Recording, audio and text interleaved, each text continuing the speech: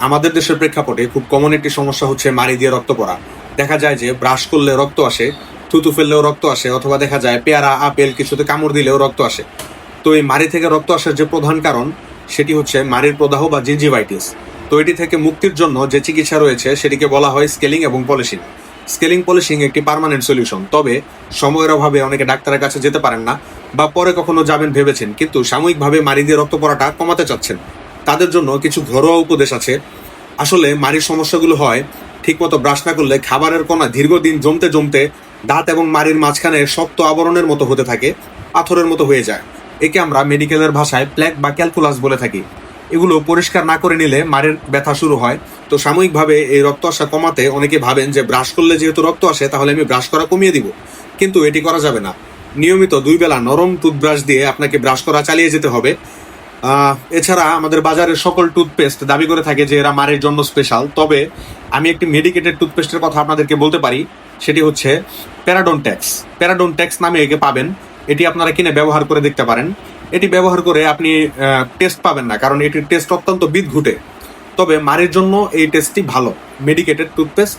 এটি ব্যবহার করে দেখতে পারেন, এতে মাড়ির সমস্যাগুলো সাময়িকভাবে কমে যাবে। এছাড়া এই পেস্টের পাশাপাশি আপনি মাউথ ওয়াশও ব্যবহার করতে পারেন। বাজারে প্রচলিত অনেক ধরনের মাউথ ওয়াশ আছে, সেগুলো থেকে আপনি একটি ব্যবহার করে দেখতে পারেন।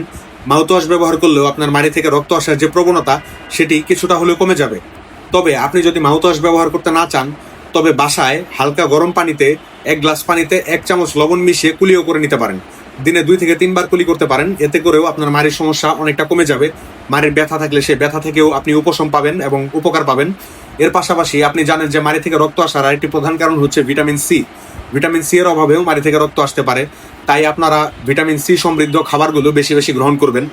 যেমন ধরেন লেবু, কমলা এই জাতীয় খাবার বেশি বেশি খাবেন। এছাড়া বাজারে প্রচলিত ভিটামিন সি এর কিছু সাপ্লিমেন্ট ট্যাবলেটও পাওয়া যায়, যেমন সিভিট। অনেকে তো শখের বসেও সিভিট খায়। তো সিভিট হচ্ছে ভিটামিন সি এর একটা সাপ্লিমেন্টারি ট্যাবলেট। এগুলো আপনারা 15 দিন থেকে 1 মাস পর্যন্ত খেতে পারেন। এগুলোও কাজে দেয়।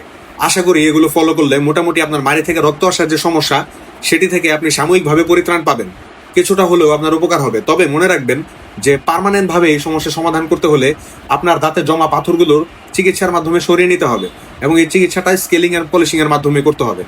ভালো লাগলে আমার ভিডিওটিতে লাইক করবেন। আপনার কোনো প্রশ্ন থাকলে সেটি আপনি আমাদের কমেন্ট বক্সে জানাতে পারেন এবং আমাদের চ্যানেলটিকে সাবস্ক্রাইব করে নিতে পারেন। সুস্থ থাকুন, ভালো থাকুন। আসসালামু আলাইকুম, ধন্যবাদ।